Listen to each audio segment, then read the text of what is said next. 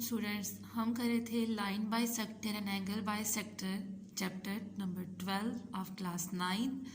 हम थ्योरम 12.11 कर चुके हैं। आज हम स्टार्ट करेंगे theorem 12.12 which is the converse of theorem 12.11। 12.12 जो है वो कन्वर्स है थ्योरम नंबर 12.11 का। अगेन हम थ्योरम नंबर 12.1 रिकॉल कर लेते हैं। उसमें हमने पढ़ा था कि कोई भी लाइन सेगमेंट होती है, हम उसका राइट बाइसेक्टर ड्रॉ करते हैं, और हमने उसके बारे में पढ़ा था कि अगर हम राइट बाइसेक्टर पे कोई पॉइंट P लेते हैं तो उसका डिस्टेंस लाइन सेगमेंट के एंडिंग पॉइंट से क्या होगा, इक्वल डिस्टेंस पे होगा। ठीक है, उसका जो डिस्टेंस होगा वो लाइन सेगमेंट के एंड पॉइंट से क्या होगा, इक्वल डिस्टेंस पे होगा। हमने कहा था कि वहाँ पे हमारे पास जो पॉइंट लेते हैं उसका डिस्टेंस इक्वल है, क्योंकि थ्योरम नंबर 12.12 जो है वो थ्योरम नंबर 1 का कन्वर्स है। तो अब हम इसमें इसका कन्वर्स हम देखेंगे कि किस तरह से वो कन्वर्स है। ठीक है, अब हमारे पास थ्योरम नंबर 12.12 में कहते हैं any point equal distance from the end point of a line segment, कि कोई भी पॉइंट है उसका जो डिस्टेंस है वो लाइन सेगमेंट के एंड पॉइंट से क्या है, इक्वल डिस्टेंस पे पाया जाता है।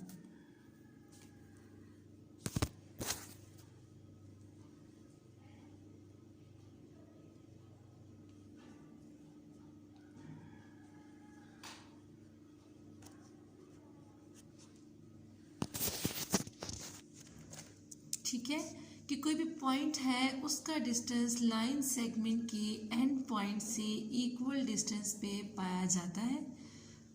हमने ये प्रूव करना है कि क्या वो राइट बाइसेक्टर बनाता है लाइन सेगमेंट पे। थ्योरम का कन्वर्स है तो वहाँ पे राइट बाइसेक्टर हमें गिवन था। हमने प्रूव करना था इक्वल डिस्टेंस है एंड पॉइंट से कि नहीं। यहाँ भी उन्होंने कहा है कि वो एंड पॉइंट से तो इक्वल डिस्टेंस पे है। आपने ये प्रूव करना है क्या वाकई वो राइट बाइसेक्टर बनाता है कि नहीं बनाता। अब हम बनाते हैं जी सबसे पहले इसकी डायग्राम के अकॉर्डिंग, क्योंकि यहाँ पे किसका जिक्र आ रहा है, लाइन सेगमेंट का आ रहा है, तो डायग्राम के अकॉर्डिंग हम बनाते हैं लाइन सेगमेंट। और लाइन सेगमेंट को हम सेम उसी तरह से नाम दे देते हैं AB का। ठीक है, तो हम गिवन में हम क्या लिखेंगे। अब आप गिवन खुद से लिखने के इतना आपके अंदर एबिलिटी होनी चाहिए कि आप थ्योरम का गिवन खुद से लिख सकें। आप लिखेंगे draw a line segment AB, कि हमने लाइन सेगमेंट ड्रॉ की which is AB। Next theorem का स्टार्टिंग क्या गिवन है, कहते हैं कि any point equal distance from the end point of a line segment. हम एक पॉइंट ले लेते हैं, हम लेते हैं taking point P।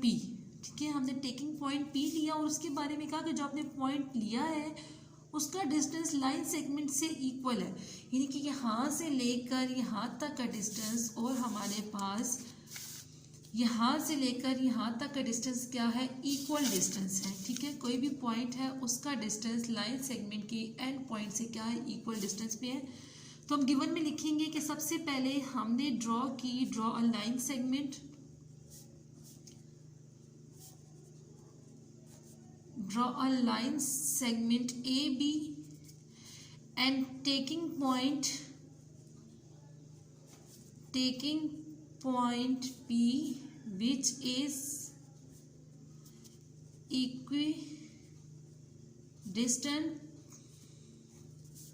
from the end point of a line segment।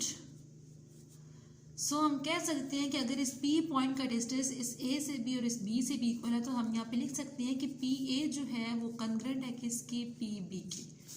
यहाँ तक हमारा गिवन कंप्लीट हो गया। अब हमने क्या प्रूव करना है कि क्या जो पॉइंट P है is right bisector of it. अब राइट बाइसेक्टर के बारे में पता है कि 90 का एंगल बनता है और वो किसी भी लाइन को दो इक्वल पार्ट्स में डिवाइड कर देती है।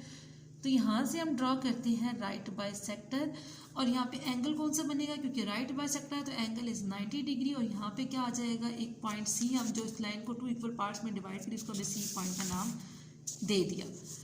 प्रूफ में हम लिखेंगे जो हमने पॉइंट P लिया है is on the right bisector of AB, कि जो पॉइंट P है क्या राइट बाइसेक्टर बनाता है, क्योंकि यहाँ पे तो लिखा है कि equal distance from the end point of a line segment, और हमने ये बताना है कि is on the right bisector of it, कि राइट बाइसेक्टर बनाता है कि नहीं। राइट बाइसेक्टर का मतलब है कि आपने ये बात प्रूफ करनी है कि एक तो 90 का एंगल प्रूफ करना है आपने, और एक ये बात प्रूफ करनी है कि AC का डिस्टेंस और BC का डिस्टेंस आपस में क्या इक्वल है। फिर हमें पता है कि डॉटेड लाइन से जो भी काम करते हैं वो कंस्ट्रक्शन होती है, तो हम यहाँ पे लिखेंगे कंस्ट्रक्शन में ज्वाइन पे हमने पी को सी से ज्वाइन किया, तो ज्वाइन पी विद सी। और सी मेरे पास आपको पता है कि मिड पॉइंट है किसका, लाइन सेगमेंट ए बी का मिड पॉइंट है। सबसे पहले हमें देखते भी लग रहा है कि दो ट्राइंगल्स बन रही हैं, एक ट्राइंगल पी सी ए है और एक ट्राइंगल पी सी बी है। तो अब हमने इसको क्या करना है, ट्राइंगल्स को आपस में सबसे पहले कंपेयर करना है। हमने ये बताना है कि क्या हमने ये देखना है कि क्या ट्राइंगल मेरे पास कॉन्ग्रुएंट है। उसके लिए हमें सबसे पहले हमें पता है कि गिवन उन्होंने लिखा कि पी ए जो है पी बी के कॉन्ग्रुएंट है, तो हम यहाँ पे लिखेंगे पी ए कॉन्ग्रुएंट है पी बी के, क्योंकि मेरे पास क्या है, गिवन है। फिर देखते हैं, अभी हम सब ट्राइंगल को कॉन्ग्रुएंट प्रूव कर रहे हैं, हम ये नहीं प्रूव कर रहे कि डॉटेड लाइन है तो उसको हम डॉटेड लाइंस का जस्ट हमें ये प्रूव करना है कि वो राइट बाइसेक्टर है कि नहीं, यानी या तो 90 एंगल बनाता है कि नहीं बनाता, और लाइन को दो इक्वल पार्ट्स में डिवाइड करता है कि नहीं करता। ठीक है, इसीलिए इस अब पी सी जो है वो इस ट्राइंगल की भी कॉमन साइड है और इस ट्राइंगल की भी साइड है, तो मैं लिख सकती हूँ कि पी सी कॉन्ग्रुएंट है पी सी के, क्योंकि ये मेरे पास क्या कॉमन है। अब बच की third side which is A C and B C, दोनों ट्राइंगल्स की, क्योंकि राइट बाइसेक्टर के अकॉर्डिंग हमने पढ़ा है कि जो किसी भी लाइन को दो इक्वल पार्ट्स में डिवाइड करता है, तो हम देख सकते हैं कि ए सी कॉन्ग्रुएंट है बी सी की, और ये काम हमने किसमें किया, कंस्ट्रक्शन में किया। अब ट्राइंगल की तीनों साइड्स आपस में कॉन्ग्रुएंट है, तो इट्स मीन ट्राइंगल भी आपस में कॉन्ग्रुएंट होगी। तो हमने कौन सा पोस्टुलेट यूज किया, S dot S dot S, इसका मतलब है side side side postulate use किया। दोनों ट्राइंगल्स की साइड्स आपस में क्या है, कॉन्ग्रुएंट है।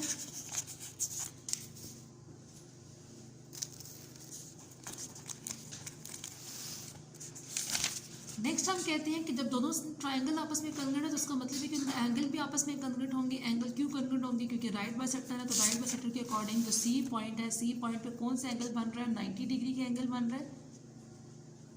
ठीक है, तो हम यहाँ पे लिख सकते हैं corresponding angles of a congruent triangles, corresponding angles of a congruent triangles. जिस तरह हमने लास्ट टाइम हमने प्रूव किया था कि साइड्स आपस में कॉन्ग्रुएंट, तो हमने लिखा था corresponding sides of a congruent triangle. तो अभी भी हमें अपने एंगल्स को कॉन्ग्रुएंट प्रूव किया, तो corresponding angles of a congruent triangles. अब देखिए आपको बात पता है कि मेरे पास यहाँ पे भी 90 डिग्री का एंगल बन रहा है, यहाँ पे भी 90 डिग्री का एंगल बन रहा है, तो इन दोनों को जब प्लस करेंगे तो यहाँ से टोटल एंगल मुझे कितना देगा, 180 degree. It's mean angle P C और एंगल पी सी बी को अगर हम प्लस करेंगे तो वो किसकी इक्वल आएगा, 90 डिग्री के इक्वल आएगा, क्योंकि यहाँ से लेकर यहाँ तक टोटल एंगल कितना बनता है, 180 डिग्री बनता है। अब यहाँ पे हम कह सकते हैं कि जब इन दोनों को प्लस करने से 180 मिल रहा है, तो क्योंकि सप्लीमेंट्री एंगल्स क्या होते हैं, सम ऑफ एंगल्स क्या होता है उनका 180 डिग्री होता है, इसलिए यहाँ पे उन्होंने क्या लिख दिया, सप्लीमेंट्री एंगल्स। इसका मतलब है कि एंगल ए सी पी और angle B C P 90 degree के इक्वल है, तभी तो 90 प्लस 90 मुझे क्या दिया, 180। अब क्योंकि यहाँ पे 90 का एंगल बन रहा है, तो उसका मतलब है कि जो पी सी लाइन है, कि यहाँ पे जो हमने पी सी लाइन ड्रॉ की है, यानी जो पी सी ड्रॉ किया है वो क्या होगा, परपेंडिकुलर होगा किसका, ए बी का। तो यहाँ पे हमने लिख दिया जब पी सी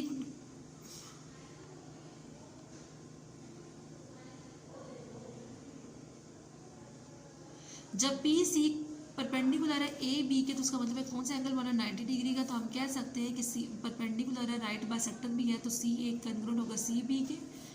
देखो हम कंस्ट्रक्शन में किया, हमने एंगल्स भी आपस में 90 डिग्री प्रूव कर दिया, हमने साइड्स को भी आपस में इक्वल, मतलब जो हमने राइट बाइसेक्टर के अकॉर्डिंग जो लाइन को 2 इक्वल पार्ट्स में डिवाइड करते हैं उसको भी आपस में इक्वल प्रूव कर दिया। तो हम कहते हैं कि पी सी क्या है, वाकई राइट बाइसेक्टर है ए बी पे। तो हम ये भी कह सकते हैं कि अगर पी सी राइट बाइसेक्टर है ए बी पे, तो P is on the right bisector of a, कि पी जो मेरे पास है वो क्या है, right bisector of A B है। ठीक है, क्योंकि मैंने आपको स्टार्ट में बताया कि एक तो हमने एंगल्स 90 का प्रूव करना है, सेकंड हमें ये प्रूव करना है कि ए सी का डिस्टेंस और बी सी का डिस्टेंस आपस में इक्वल है कि नहीं। ठीक है, ये तब हमें प्रूव कर सकते हैं कि पहले हम ट्राइंगल्स को आपस में कॉन्ग्रुएंट प्रूव करें। तो होप सो आपको ये थ्योरम नंबर 2 भी समझ आ गया होगा। अगर इस में कोई आपको इशू है तो आप मुझसे डिस्कस कर सकते हैं। ओके, अल्लाह हाफिज़।